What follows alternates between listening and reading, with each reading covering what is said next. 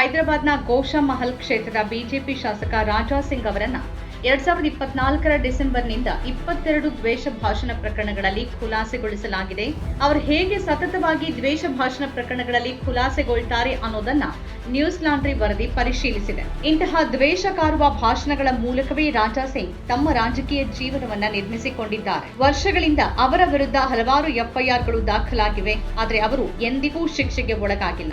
ರಾಜಾ ಸಿಂಗ್ ಅವರ ಭಾಷಣ ದ್ವೇಷ ಭಾಷಣ ಆಗಿದೆಯಾ ಮತ್ತು ಅದು ಶಿಕ್ಷಾರ್ಹ ಆಗಿದೆಯಾ ಅನ್ನೋದು ಬೇರೆ ಪ್ರಶ್ನೆ. ಆದರೆ ನ್ಯಾಯಾಲಯದ ದಾಖಲೆಗಳನ್ನ ಸೂಕ್ಷ್ಮವಾಗಿ ಪರಿಶೀಲಿಸಿದಾಗ ಈ ಪ್ರಕರಣಗಳಲ್ಲಿ ಆರೋಪ ಪಟ್ಟಿಗಳು ದುರ್ಬಲವಾಗಿರೋದು, ತನಿಖೆಗಳು ಕಳಪೆ ಮಟ್ಟದಲ್ಲಿರೋದು ಮತ್ತು ತಾಂತ್ರಿಕ ಸಾಕ್ಷ್ಯಗಳ ಅಪೂರ್ಣತೆ ಕಾಣಿಸುತ್ತೆ ಅಂತ ಅಂಜನಾ ಮೀನಾಕ್ಷಿ ಮತ್ತು ಪೂಜಾ ಪ್ರಸನ್ನ ಅವರ ವರದಿ ವಿವರಿಸುತ್ತೆ. 2022ರಲ್ಲಿ ಹೈದರಾಬಾದ್ ಪೊಲೀಸರು ರಾಜಾ ಸಿಂಗ್ ವಿರುದ್ಧ ಕನಿಷ್ಠ 101 ಪ್ರಕರಣಗಳನ್ನು ದಾಖಲಿಸಿದ್ದರು. ಆ ಸಮಯದಲ್ಲಿ ಅವರು ಕೇವಲ 1 ಪ್ರಕರಣದಲ್ಲಿ ಮಾತ್ರ ಶಿಕ್ಷೆಗೆ ಒಳಗಾಗಿದ್ರು ಮತ್ತು ಕನಿಷ್ಠ 33 ಪ್ರಕರಣಗಳಲ್ಲಿ ಖುಲಾಸೆಗೊಂಡಿದ್ರು ಮತ್ತು ಅವರು ಖುಲಾಸೆಗೊಂಡ ಹೊತ್ತಲ್ಲಿ ಬಿಆರ್ಎಸ್ ಮತ್ತು ಕಾಂಗ್ರೆಸ್ ಅಧಿಕಾರದಲ್ಲಿ ಇದ್ವು. 2024ರ ಡಿಸೆಂಬರ್ ನಂತರದ 22 ಖುಲಾಸೆಗಳಲ್ಲಿ ಪ್ರವಾದಿ ಮೊಹಮ್ಮದ್ ವಿರುದ್ಧದ ಭಾಷಣದ ಕುರಿತ ಪ್ರಕರಣ ಕೂಡ ಸೇರಿದೆ. ಆಗಸ್ಟ್ 2022ರಲ್ಲಿ ರಾಜಾ ಸಿಂಗ್ ಅವರು ಪ್ರವಾದಿ ಮೊಹಮ್ಮದ್ ಅವರ ಬಗ್ಗೆ ವಿವಾದಾತ್ಮಕ ಹೇಳಿಕೆ ನೀಡಿ ಯೂಟ್ಯೂಬ್ನಲ್ಲಿ ವಿಡಿಯೋ ಹಾಕಿದ್ರು. ಇದು ಹೈದರಾಬಾದ್ ಸೇರಿದಂತೆ ದೇಶಾದ್ಯಂತ ತೀವ್ರ ಪ್ರತಿಭಟನೆಗೆ ಕಾರಣ ಆಯಿತು. ಬಳಿಕ ಅವರನ್ನ ಪೊಲೀಸರು ಬಂಧಿಸಿದ್ರು, ಪಕ್ಷದಿಂದ ಅಮಾನತುಗೊಳಿಸಲಾಗಿತ್ತು. ಪ್ರಕರಣದ ವಿಚಾರಣೆಯ ಬಳಿಕ ನ್ಯಾಯಾಲಯ ಇದೇ ಜೂನ್ನಲ್ಲಿ ರಾಜಾ ಸಿಂಗ್ ಅವರನ್ನ ಖುಲಾಸೆಗೊಳಿಸಿ ತೀರ್ಪು ನೀಡಿತು. ಪ್ರಾಸಿಕ್ಯೂಷನ್ ಪ್ರಕರಣ ಎಲೆಕ್ಟ್ರಾನಿಕ್ ಸಾಕ್ಷ್ಯಗಳ ಮೇಲೆ ಹೆಚ್ಚು ಅವಲಂಬಿತವಾಗಿತ್ತು. ದೂರುದಾರ ಖಾದರ್ ಖಾನ್ ಪ್ರಕಾರ ಅವರು ಎಲೆಕ್ಟ್ರಾನಿಕ್ ದಾಖಲೆಗಳನ್ನು ದೃಢೀಕರಿಸಲು ಅಗತ್ಯವಿರುವ ದಾಖಲೆಯಾದ ಸೆಕ್ಷನ್ 65B ಪ್ರಮಾಣ ಪತ್ರದೊಂದಿಗೆ ಪೊಲೀಸರಿಗೆ ಸಲ್ಲಿಸಿದ್ರು. ಮತ್ತೊಬ್ಬ ಸಾಕ್ಷಿ ತನಿಖಾಧಿಕಾರಿಗಳಿಗೆ ತಾನು ವಿಡಿಯೋವನ್ನು ವೀಕ್ಷಿಸಿದ್ದೇನೆ ಮತ್ತು ಆ ಹೇಳಿಕೆಗಳು ಮುಸ್ಲಿಮರ ಧಾರ್ಮಿಕ ಭಾವನೆಗಳಿಗೆ ನೋವುಂಟು ಮಾಡಿವೆ ಅಂತ ಹೇಳಿದ್ರು. ಆದರೆ ಪ್ರಕರಣ ವಿಚಾರಣೆಗೆ ಬರೋ ಹೊತ್ತಿಗೆ ನ್ಯಾಯಾಲಯದ ಮುಂದೆ ಹಾಜರುಪಡಿಸಲಾದ ವಿಡಿಯೋ ಅಧಿಕೃತ ಮತ್ತು ವಿಶ್ವಾಸಾರ್ಹ ದಾಖಲೆಯಾಗಿದೆ ಅಂತ ಪ್ರಾಸಿಕ್ಯೂಷನ್ ಸಾಬೀತುಪಡಿಸಬಹುದೇ ಅನ್ನೋ ಪ್ರಶ್ನೆ ಎತ್ತಲಾಗಿತ್ತು. ರಾಜಾ ಸಿಂಗ್ ಅವರ ಯೂಟ್ಯೂಬ್ ಚಾನೆಲ್ಗೆ ಅಪ್ಲೋಡ್ ಮಾಡಲಾದ ಮೂಲ ವಿಡಿಯೋವನ್ನ ಪ್ರಾಸಿಕ್ಯೂಷನ್ ಪ್ರಸ್ತುತಪಡಿಸಿಲ್ಲ. ಬದಲಾಗಿ ನ್ಯಾಯಾಲಯದ ದಾಖಲೆಯಲ್ಲಿರುವ ವಿಡಿಯೋವನ್ನ ಮೂಲ ಅಪ್ಲೋಡ್ ಬದಲಿಗೆ ತೆಲುಗು ಸುದ್ದಿ ಚಾನೆಲ್ 1ರಿಂದ ತೆಗೆದುಕೊಳ್ಳಲಾಗಿದೆ ಅಂತ ಪ್ರಾಸಿಕ್ಯೂಷನ್ ಸಾಕ್ಷಿಯೊಬ್ಬರು ಒಪ್ಪಿಕೊಂಡ್ರು. ವಿಧಿವಿಜ್ಞಾನ ಪರೀಕ್ಷೆ ವಿಡಿಯೋದಲ್ಲಿನ ಅಡಚಣೆಗಳನ್ನ ದಾಖಲಿಸಿದೆ. ಅದು ಅಳಿಸುವಿಕೆ, ಎಡಿಟಿಂಗ್ ಅಂತಹ ಕಾರಣಗಳಿಂದ ಆಗಿರಬಹುದು ಅಂತ ತಜ್ಞ ಸಾಕ್ಷಿ ಒಪ್ಪಿಕೊಂಡ್ರು. ರಾಜಾ ಸಿಂಗ್ ಅವರ ಹೇಳಿಕೆಗಳ ಅನುವಾದಿತ ಪ್ರತಿಲಿಪಿ ಕೂಡ ಇಲ್ಲಿ ಸಮಸ್ಯೆಯಾಗಿತ್ತು. ವಿಚಾರಣೆಯ ಸಮಯದಲ್ಲಿ ಪ್ರಾಸಿಕ್ಯೂಷನ್ ಭಾಷಣದ ಅನುವಾದಿತ ಆವೃತ್ತಿಯನ್ನ ಅವಲಂಬಿಸಿತ್ತು. ರಾಜಾ ಸಿಂಗ್ ಅವರ ವಕೀಲರು ಅದರ ವಿಶ್ವಾಸಾರ್ಹತೆಯನ್ನ ಪ್ರಶ್ನೆ ಮಾಡಿದ್ರು. ರಾಜಾ ಸಿಂಗ್ ವಿರುದ್ಧ ಹೊರಿಸಲಾದ ಆರೋಪಗಳಲ್ಲಿ ಐಪಿಸಿಯ ಸೆಕ್ಷನ್ 295A ಧಾರ್ಮಿಕ ಭಾವನೆಗಳನ್ನು ಕೆರಳಿಸುವ ಉದ್ದೇಶದ ಕೃತ್ಯಕ್ಕೆ ಸಂಬಂಧಿಸಿದೆ. ಹಾಗಿರುವಾಗ ಆರೋಪಿ ದುರುದ್ದೇಶಪೂರ್ವಕವಾಗಿ ವರ್ತಿಸಿದ್ದಾನೆ ಅಂತ ಪ್ರಾಸಿಕ್ಯೂಷನ್ ಸಾಬೀತುಪಡಿಸಬೇಕು.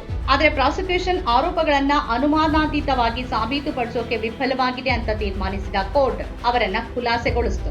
ಇದಲ್ಲದೆ ಇನ್ನೂ 22 ಪ್ರಕರಣಗಳಲ್ಲಿ ರಾಜಾ ಸಿಂಗ್ ಅವರನ್ನ ಖುಲಾಸೆಗೊಳಿಸಲಾಗಿದೆ. ಕೆಲವು ಪ್ರಕರಣಗಳಲ್ಲಿ ಯಾವುದೇ ಸಾರ್ವಜನಿಕ ದೂರು ಭಾವನೆಗಳಿಗೆ ನೋವುಂಟು ಮಾಡುವ ಅಥವಾ ಖಾಸಗಿ ದೂರುಗಳು ಕಂಡು ಬಂದಿಲ್ಲ ಎಂಬ ಪ್ರತಿವಾದಿಯ ವಾದವನ್ನ ಕೋರ್ಟ್ ಒಪ್ಪಿತು.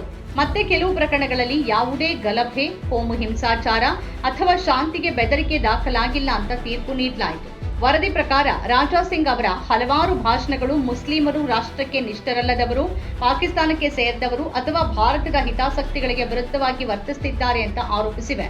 ಅಂತಹ ಹೇಳಿಕೆಗಳು ಐಪಿಸಿಯ ಸೆಕ್ಷನ್ 153B ಹಾಕೋಕೆ ಕಾರಣ ಆಗಬಹುದು.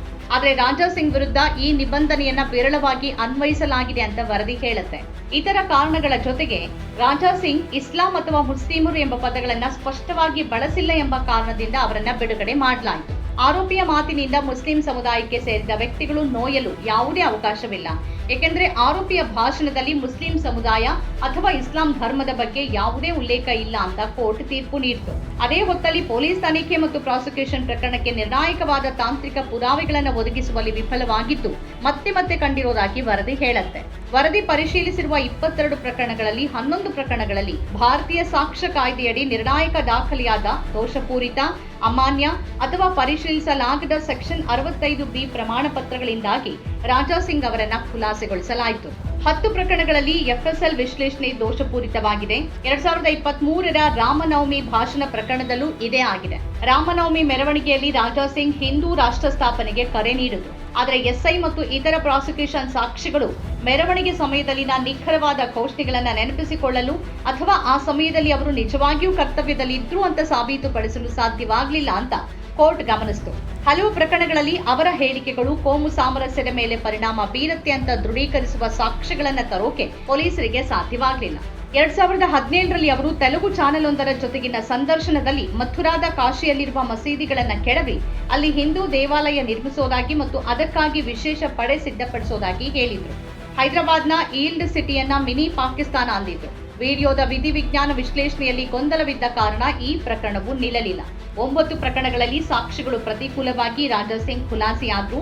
8 ಪ್ರಕರಣಗಳಲ್ಲಿ ಎಲೆಕ್ಟ್ರಾನಿಕ್ ಪುರಾವೆಗಳು ಇಲ್ಲವಾಗಿದ್ವು. ಸ್ಪಷ್ಟವಾದ ಒಂದು ಸಂಗತಿ ಅಂದ್ರೆ ಯಾರೂ ರಾಜಾ ಸಿಂಗ್ ವಿರುದ್ಧ ಸಾಕ್ಷ್ಯ ಹೇಳೋಕೆ ಸಿದ್ಧರಿಲ್ಲ ಅನ್ನೋದು. ರಾಜಾ ಸಿಂಗ್ 10 ವರ್ಷಗಳಿಗೂ ಹೆಚ್ಚು ಕಾಲ ಇಸ್ಲಾಮೋಫೋಬಿಕ್ ದ್ವೇಷ ಭಾಷಣಕ್ಕೆ ಕುಖ್ಯಾತರಾಗಿದ್ದಾರೆ. ತೆಲಂಗಾಣದಿಂದ ಮಹಾರಾಷ್ಟ್ರ ಮತ್ತು ಮಧ್ಯಪ್ರದೇಶದವರೆಗೆ ಅವರು ಸಭೆಗಳನ್ನು ಉದ್ದೇಶಿಸಿ ಮಾತನಾಡಿದ್ದಾರೆ. ಮುಸ್ಲಿಮರನ್ನ ಆರ್ಥಿಕವಾಗಿ ಬಹಿಷ್ಕರಿಸುವಂತೆ ಕರೆ ನೀಡಿದ್ದಾರೆ. ತೆಲಂಗಾಣದಲ್ಲಿ 2016ರಿಂದಲೂ ದ್ವೇಷ ಭಾಷಣಕ್ಕಾಗಿ ಅವರ ವಿರುದ್ಧ ಕಾನೂನು ಕ್ರಮ ಕೈಗೊಳ್ಳಲು ಕಾರ್ಯಕರ್ತರು ಒತ್ತಾಯಿಸುತ್ತಿದ್ದಾರೆ. ಶಾಸಕರ ವಿರುದ್ಧ ಮೊಕದ್ದಮೆ ಹೂಡೋಕೆ ಪೊಲೀಸರು ಅನುಮತಿ ಪಡೆಯದ ಕಾರಣ ಪ್ರಕರಣಗಳು ಕಡಿಮೆಯಾಗಿವೆ.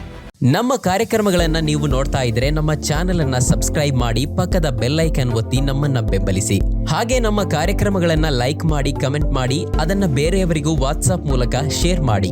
ನೀವು ಹೀಗೆ ಮಾಡಿದಾಗ ನಮ್ಮ ಚಾನೆಲ್ ಇನ್ನಷ್ಟು ಮತ್ತಷ್ಟು ಜನರಿಗೆ ತಲುಪಲು ನೀವು ನಮ್ಮೊಂದಿಗೆ ಸಹಕರಿಸಿದ ಹಾಗಾಗುತ್ತೆ.